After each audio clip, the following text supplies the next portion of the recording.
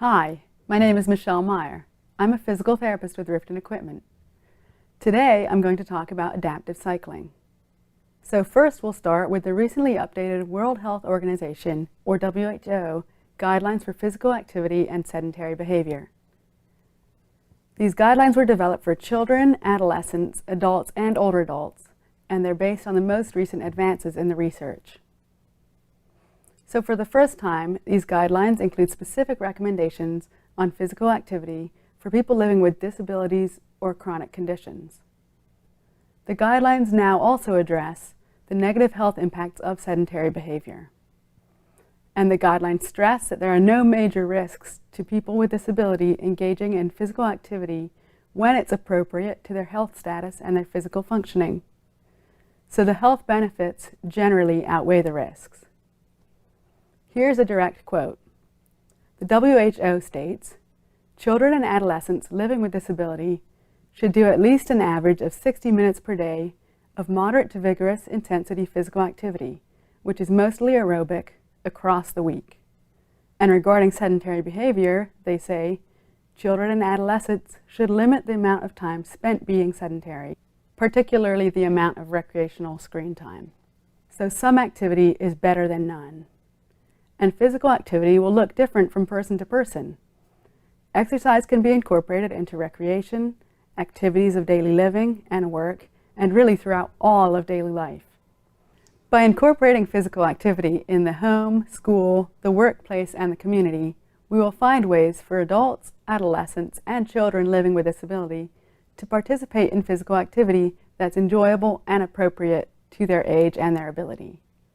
A 2021 paper by Carty et al. Offers the first global physical activity and sedentary behavior guidelines for people living with disability. This paper specifically reflects on the strategic objectives of the Global Action Plan on Physical Activity for 2018 to 2030. Developed by the WHO, this action plan gives us a framework to increase physical activity globally. The first objective is active societies. This is a paradigm shift. We need to educate and enhance understanding around the multiple benefits of physical activity. The second is active environments. This means creating safe places and spaces for physical activity across cities and communities with equitable access for all people, regardless of their age and ability. This includes providing accessible equipment and other reasonable accommodations. Part 3 is active people. This addresses access issues by recommending programs and services in public locations so that people of all ages can participate. And lastly, Part 4 is active systems. Here, recommendations are given for governance and policy enablers to mobilize resources, with the goal being to increase physical activity and reduce sedentary behavior. Clearly, adaptive tricycles fit into this framework, because cycling can play a key part in promoting health and wellness across the lifespan. Next, let's look at how the International Classification of Functioning, Disability, and Health, also called the ICF model, supports the concept of adaptive cycling as an intervention. The ICF has 3 core domains. We see these as the first line of the diagram: body, structure, and function, activities, and participation. Body structure and function is at the anatomical and physiological level. Examples would be muscle strength and balance, or the impairment of spasticity or contractures. Activity looks at the level of tasks, such as sit-to-stand transitions, walking ability, or self-feeding. And participation is the involvement in life situation, such as gym class or going on a field trip. With these domains central to the ICF framework, there is less focus on the disability itself and more focus on fostering the abilities of the child to increase their participation in the home, the school, and the community. The contextual factors we see below this are environmental and personal factors. These factors provide the setting and will affect the child's function either positively by facilitating or negatively as a barrier. Environmental factors are the physical, social, and attitudinal environments surrounding a child, such as family, social support, and the attitudes of the school staff and the availability of assistive technology, or the building accessibility and policies, to name a few. Personal factors include the child's age and their personal interests or motivation. Here's an example. A child with cerebral palsy has difficulty with the activity of walking because of her disability, which affects her body structures and functions. She has extremity weakness and spasticity, which makes participation in events and activities with her peers very difficult. The child wishes to participate in the school holiday parade, so the clinician can provide an adaptive tricycle to intervene at the level of environmental factors. This will allow her to participate in this life situation, and at the same time it builds her lower extremity strength and mobility and gives her more independence. Here we see a version of the ICF model called the F-Words framework. It was first developed by Rosenbaum and Gorder in 2012. CanChild, which is a recognized research center of McMaster University in Canada, is doing a lot of advocacy and education to promote awareness of the F-Words.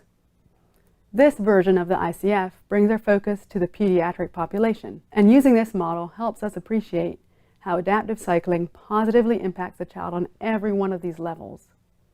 At the level of the individual body structures and functions, the emphasis is the F-word fitness. Adaptive cycling improves endurance, strength, and balance. At the level of activity, or the child's capacity for a task or action, the emphasis is functioning. Cycling improves a child's mobility. It's a means of transportation and getting from place to place. Adaptive cycling with friends on the playground increases their participation along with being an excellent therapeutic intervention. And the contextual factor of the environment is strongly influenced by family. Their cultural background, the socioeconomic status, the setting of the home, and the availability of safe sidewalks or paths for cycling all play a role in a child's access to mobility. Adaptive tricycles, perhaps with the use of a stationary stand, can help address this barrier. For personal factors, the F word is fun. Here we're looking at what motivates the child.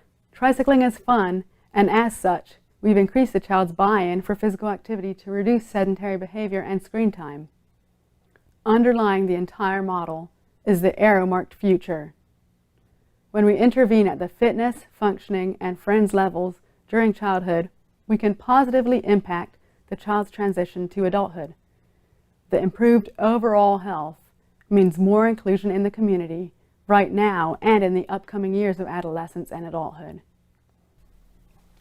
Many pediatric therapists across the nation recognize this connection. Bill Lynch, a longtime peds therapist in upstate New York, says, "For those who think biking is only recreational, I say, come to my classroom and watch my students. The health and therapeutic benefits of biking every day are unmistakable. I cannot begin to say how much each of them benefits from these trikes." Next, we will focus on the literature for adaptive cycling in the pediatric diagnoses of cerebral palsy and autism spectrum disorder. Lori, over to you for this segment. Thank you, Michelle. My name is Lori Potts. I'm a PT and product and training specialist with Rifton. And next we'll look at some of the evidence base around the benefits of physical activity, and particularly adaptive cycling. First of all, what exactly is evidence-based practice? This phrase was first used in the 1990s and describes the use of the current best available research evidence together with clinical expertise gained from actual practice. A more recent view prefers the term evidence-informed practice. This gives more weight to the experience and viewpoint of the individual receiving the intervention. So besides research and expertise, there is also experience, the importance of the on-the-ground perspective from the individual, and the context of the setting. So what matters to the child is very important. Next, let's think about the published evidence. A lot of studies get published in peer-reviewed journals. Here we see how a randomized controlled trial, or RCT, is considered good research because the subjects are assigned at random They have an equal chance of being assigned to any of the study groups, so there's no even unintentional bias on the part of the researcher. Cohort studies look at a larger population of study subjects observed over time, and they're figuring out what factors may influence outcomes. So the larger numbers in these studies give them their strength, so to speak. And then there are case control studies. You have two groups of subjects. They're each exposed to different interventions, and you compare outcomes. Case control studies are considered more weighty than cross-sectional studies because the cross-sectional study doesn't try to determine cause and effect. It just looks at data at a single point in time. So it's observational or descriptive, but it certainly can provide valuable information. Finally, the lowest level of evidence would be case reports and case studies. Because these involve so few subjects, the findings are not very substantiated. But let's remember, qualitative, descriptive studies and case reports do still provide valuable information, particularly with person-centered healthcare, where we acknowledge the importance of the individual, their perspective, their circumstances, and the context. Then, most importantly, there is the secondary appraised research, such as the systematic literature review or a meta-analysis. Here, researchers have retrieved all the articles available on a topic and critically evaluated them. And they select only the articles that meet their specific criteria. They synthesize those findings into something meaningful for the field. So with a meta-analysis or a published review, you know you are getting good research. As Michelle mentioned, for the purposes of this webinar, we'll focus on the findings for cerebral palsy and for autism. We'll look at some of the evidence surrounding physical activity, and then look at stationary cycling and dynamic cycling over ground for each diagnosis. Children and young people with cerebral palsy, or CP, have a decreased level of physical activity compared to their peers. Carlin's 2013 systematic review found that across all ages and levels of motor function, young people with cerebral palsy participate in 13 to 53% less habitual physical activity than their peers.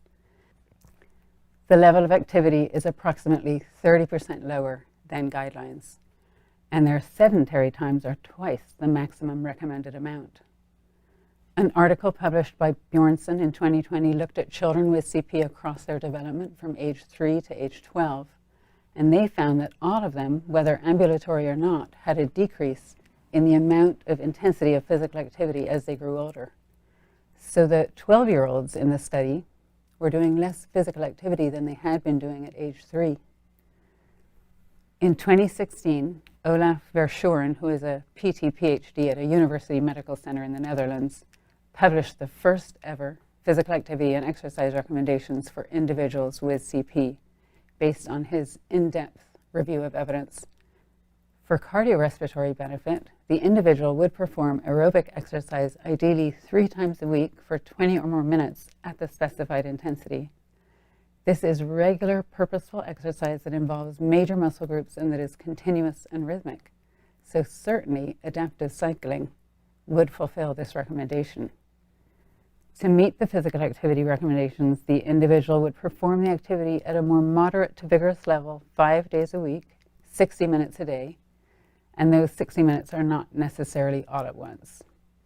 So these are guidelines we need to strive toward for individuals with cerebral palsy in our practice. In 2019, Armstrong and colleagues published the first ever systematic review and meta-analysis on adaptive cycling interventions for children and adolescents with cerebral palsy. The authors concluded that adaptive cycling improves muscle strength, cardiovascular fitness, and balance. As well, there was carryover to improved gross motor functioning in standing and walking. These are very exciting findings that spur us forward to seize this opportunity of an adaptive tricycle as a therapeutic intervention for children and youth with CP. First, let's take a look at stationary cycling. As early as 2007, there was an RCT that showed that adaptive cycling is a safe and effective means of exercise for non-ambulatory children with CP. They found improvements in cycling ability and in standing and walking. Then, from 2010 to 2012, articles published by Fowler and DeMuth and colleagues recorded data with 62 ambulatory children with spastic diplegia doing stationary cycling. The children showed significant improvements in walking endurance, in gross motor function, and in measures of strength.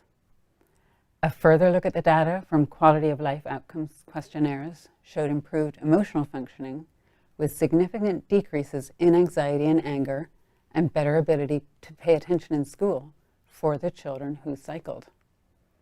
Another 2013 study out of England, and these were some of the same authors as the first 2007 study, did 6 weeks of stationary cycling with non-ambulatory children with CP, and they found that the gross motor function measure, the ADHD scores, improved for those cycling as compared to the controls. But what about dynamic cycling through the environment? Perhaps the best research for this is a randomized control trial from India published in 2015. The study included 30 children with spastic diplegic CP who were randomly assigned to 3 groups. Group 1 performed dynamic cycling, Group 2 performed static cycling with no resistance, and Group 3 performed no cycling. All children still received conventional therapy. The findings showed that the outdoor dynamic cycling group showed the biggest impact of reduced heart rate. That would be reduced resting heart rate, so their improved endurance capacity of their cardiorespiratory system, and also the biggest positive effect on a greater distance walked in 3 minutes. The balance of the children in both cycling groups improved significantly as well compared to the control group. So the postural control needed to cycle, which involves shifting and transferring the body weight through the soles of the feet, must have carried over to that functional balance task required by the pediatric balance scale. And functional activities of the GMFM 66 assessment, that is walking, standing, and running, also improved the most in the dynamic cycling group. I love this line from this article.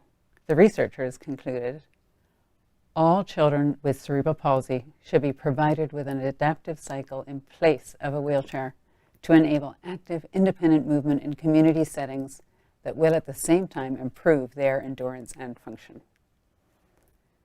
We do have further studies on dynamic cycling as well that are with smaller sample sizes but still give valuable insights. Don Pickering, publishing qualitative research studies in 2013 and 2015, obtained interview responses from children with CP and their families. She recorded the experiences with their use of adaptive tricycles outdoors in a park in Cardiff, the capital of Wales. Cycling gave them an improved sense of well-being, the satisfaction of learning a new skill while enjoying a recreational activity with social interaction, and the authors beautifully highlight the importance of fitness, fun, family, and friendships in childhood, those F words, and acknowledge the importance of the individual's perspective. A 2016 study from Canada published in Gait and Posture is a comparison between walking and cycling. 7 ambulatory children with CP perform a walk for 6 minutes compared to cycling for 6 minutes over ground. The researchers found that the children traveled farther with less energy expenditure while on the tricycle, in all but one case. So in effect, the tricycle offers an alternate means of independent mobility, enabling ambulatory children with CP to go farther with less effort. The 2020 case report by Carol Daly and her colleagues looked at a structured 30-minute adaptive cycling session embedded right into the school routine for 3 non-ambulatory students with CP. And for all 3 students, cycling improved their gross motor function. There were also individual findings related to student fitness. Cynthia Dodds, a PhD professor at the Medical University of South Carolina, offers a wonderful clinician's commentary on these study findings in Physiotherapy Canada. These therapist researchers are pioneering the concept of how schools can get involved in physical activity opportunities and are proving that physical activity is feasible for these students who are more physically involved. Not only does this reduce the risk of health hazards due to being sedentary, but also we are seeing those measurable functional gains that occur as a byproduct of regular cycling. Now let's consider the value of cycling for children with neurodevelopmental disorders such as autism spectrum disorder, ASD, or attention deficit hyperactivity disorder, or ADHD. We do see decreased motor function with these diagnoses, A 2020 review by Ruggeri states that up to 83% of children with autism spectrum disorder have difficulty performing age-appropriate motor skills. And a 2022 review from Japan found that individuals with ADHD and autism spectrum disorders exhibit poor physical ability for all types of activities, such as those involving coordinated movement or aerobic-type sports. More specifically, children with ADHD show a temporal discoordination of movement, while children with ASD show synchronization of separate movements. The researchers state that these findings could partly be due to the generally low levels of physical activity for this population. While social impairment is a core deficit in children with ASD, a large proportion of these children also have poor gross motor ability. And these gross motor deficits may influence their socialization skills. A 2016 cross-sectional study from Indonesia found that children with ASD have subpar gross motor skills compared to typically developing children. In fact, 20% of children with ASD have gross motor impairments, primarily affecting skills that require complex coordination. And there were lower socialization skills found among those children with ASD who had these gross motor impairments. We know that many students with autism have difficulties engaging with their classroom environments and forming friendships. Researchers at the University of Illinois looked at extensive data taken longitudinally over 5 years to analyze the relationships between social, communication, and motor skills for these students. Their results, published in 2022, show that motor skills do mediate the relationship between communication and social skills. The researchers concluded that increased motor skills may improve social skills for students with autism in elementary school. Additional reviews and clinical articles published between 2020 and 2022 strongly indicate that physical activity has a beneficial effect for individuals with ASD or ADHD. Physical activity interventions are effective for improving executive function among people with neurodevelopmental disorders. So regular exercise is a potential intervention for the specific cognitive impairment of executive dysfunction. Physical activity is shown to have positive effects on social skills and behavior in young children and adolescents with ASD. The 2014 article by Srinivasan is open access in the Physical Therapy Journal and gives a wonderful discussion of the value of exercise interventions to improve physical fitness, address obesity, and reduce autism-specific impairments. You'll notice that adaptive cycling is mentioned specifically as an exercise solution for children with decreased trunk control or balance impairments. Stationary cycling is particularly enjoyed by the autism spectrum population because it requires less balance and coordination. And also the solitary nature of this form of exercise is often preferred by these individuals as it has less social demands.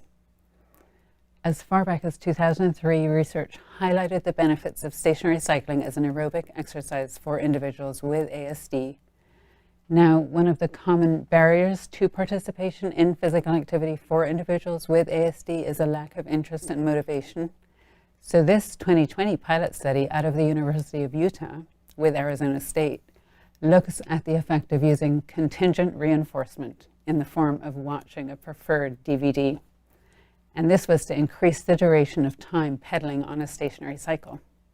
7 school-aged children diagnosed with ASD participated, and the results showed that a simultaneous DVD motivated the children with ASD to exercise for more than 10 minutes in moderate to vigorous physical activity at a predetermined target heart rate. Now let's consider physical exercise for a minute as a subset of physical activity, if you will, for children with autism spectrum disorder, specifically looking at the beneficial effect on what is known in the literature as stereotypical behavior for this population. Those are these distinctive behaviors that are characteristic of individuals with ASD, such as body rocking and spinning, or repetitive motions of the hands or fingers, or sudden running.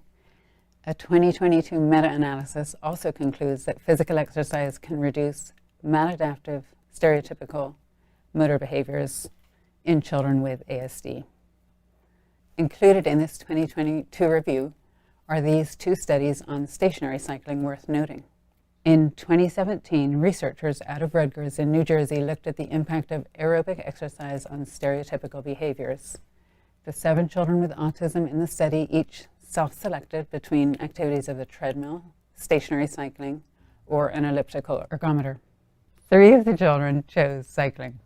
The researchers found that this low to moderate intensity aerobic exercise produced significant and large reductions in stereotypical behaviors.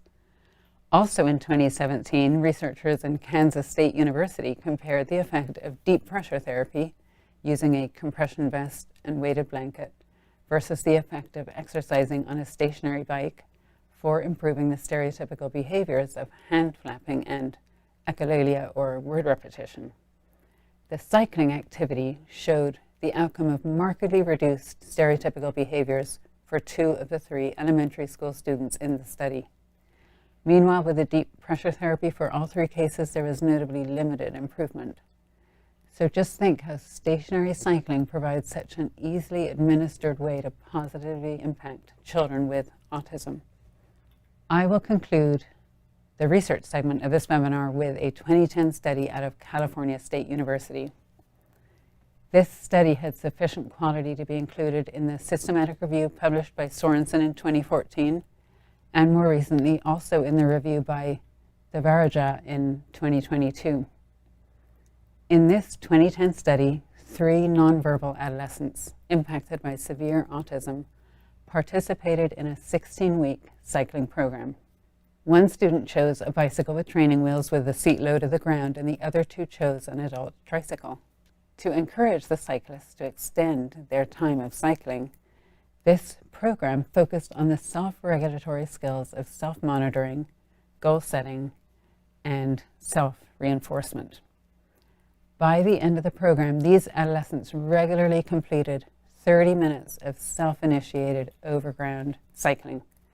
So this study suggests that self-regulation interventions can promote sustained participation in physical activity for adolescents with severe autism, and that is really great to see. So these findings conclude this research segment of the webinar, and now back to our presenter, Michelle, to conclude with 2 case examples. Thank you, Lori. All that research is compelling. I'd like to share 2 real-life stories that underline just what you've said. Ethan is a 17-year-old with autism who is nonverbal. For many years, he was unable to sit still for more than 15 to 20 seconds at a time, and he was just always on the go. Throughout his childhood, he never succeeded in riding a standard tricycle. He just didn't have the concentration for it. But finally, when he was 17, during COVID, his mom obtained a large adaptive tricycle. Ethan could now be positioned safely in sitting, and he could still move, which he enjoyed. At first, he only tolerated it for 5 to 10 minutes at a time, but soon his mom was scheduling 30 to 40-minute sessions, even 3 to 4 times a day, and Ethan enjoyed the tricycle time. Because this tricycle demands continuous pedaling to keep moving forward, and because it requires eye-hand coordination to steer, Ethan developed these skills remarkably well. On bad weather days, Ethan's mom set up the tricycle indoors with a stationary stand, and she found that he enjoyed the movement of pedaling. It was relaxing for him. And now he didn't resist the use of the seat belt for safe positioning. Ethan's mom would set up a video on the communication tray, and Ethan would watch while pedaling. This was such an amazing change for his mom, because Ethan had been hyperactive for so long, despite their many attempts at medication changes. For Ethan to sit in one place and attend to a task was almost a miracle for her. Building on this, Ethan would do school activities while on the stationary tricycle, and they've added tricycle as a picture symbol on his communication device, and he'll request it often, both at home and at school. The best moment came when they brought Ethan's tricycle to an outdoor bike trail in the locality. Ethan stayed on the tricycle for close to an hour, pedaling himself while family members pedaled alongside him. Mastering the tricycle for longer distances has made him feel accomplished. Ethan's mom says, even if he can't express it in words, being on the tricycle gives him a sense of doing what other people are doing. Anni Garcia Rojas has quadriplegic cerebral palsy with all 4 of her limbs affected. Although she has cognitive impairment, she's able to communicate verbally, and she's loved the tricycle from the moment she first got on. After the first month of using it, her sitting stability improved and she no longer required the support of the butterfly harness. Now at age 12, she has a medium tricycle and she's in it every day, never for less than 30 minutes, and sometimes for up to 2 hours in good weather. Her legs used to be very skinny, her mom Lily says, and now I look and I see that her legs are thicker, there's more muscle. Annie's ability to perform a stand pivot transfer has improved as well. She doesn't like to be in her wheelchair anymore, and she rides her tricycle whenever she possibly can. Next, we will watch a video to hear about the benefits of the tricycle in her mom's own words. Annie diagnosis is cerebral palsy. Annie was around 7 years old when she got her first tricycle.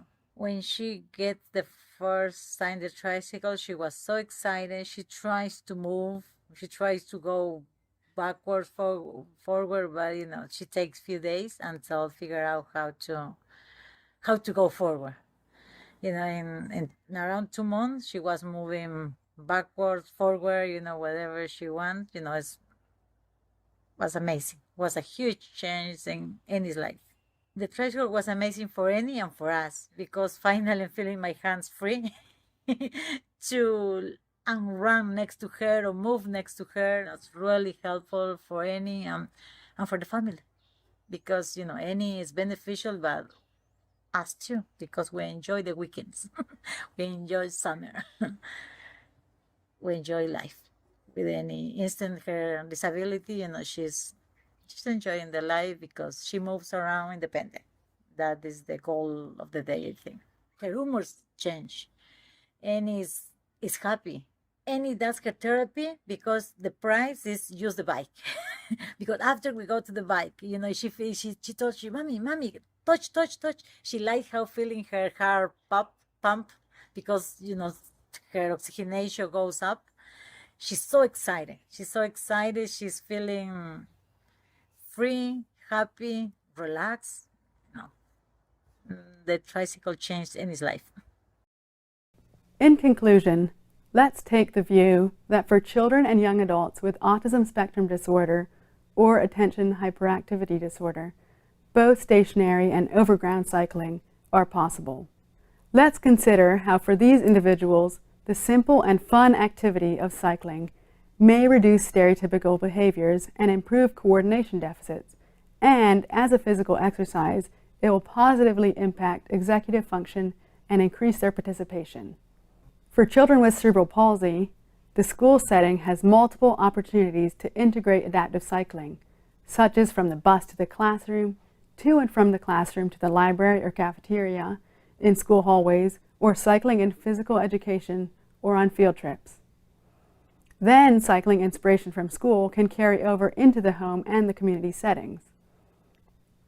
Let's particularly consider how cycling may potentially improve the child's walking ability, as noted by their GM-FM scores. Cycling is such a significant evidence-based opportunity for children to become more physically active and to accomplish skills and grow in motor, cognitive, and social domains. Let's get started.